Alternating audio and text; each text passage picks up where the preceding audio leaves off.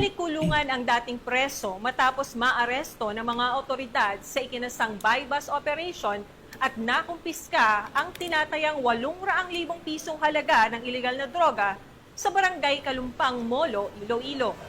Ang detalye ng balita mula kay Patrolwoman Julibel Avio.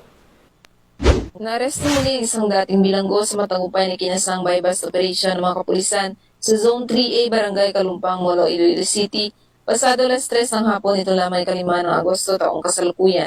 Kinilala ang suspect sa alias na Bebe, 28 taong gulang at residente ng Turang Barangay. Ayon kay Police Captain Roque Jimeno III, Officer in Charge ng Iloilo City Drug Enforcement Unit, matagal nang minanmanan ng mga operatiba ang galaw ng suspect matapos makapanggap ng impormasyon na sangkot ito sa iligal na bitahan ng droga. Halos 3 linggo siyang isinailalim sa surveillance bago ikinasang ang nasabing operasyon. Sa isinagawang investigasyon ng kapulisan, lumalabas na dating nakulong ang suspect noong taong 2024, ngunit napalaya sa ilalim ng plea bargaining agreement.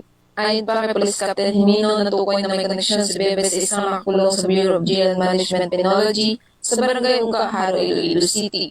Di umano'y doon siya kumukuha ng supply ng iligal na droga na kanyang ibinibenta.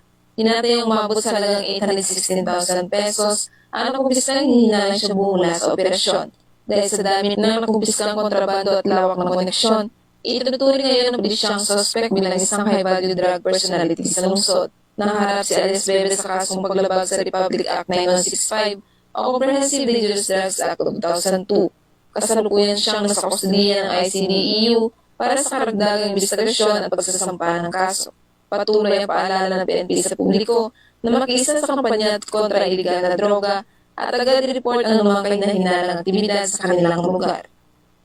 Mula dito sa Police Regional Office 6, ako ang Police News Network Correspondent, Patrolwoman Julibel Avio, alagad ng batas sa kataguyod ng balitang pulis.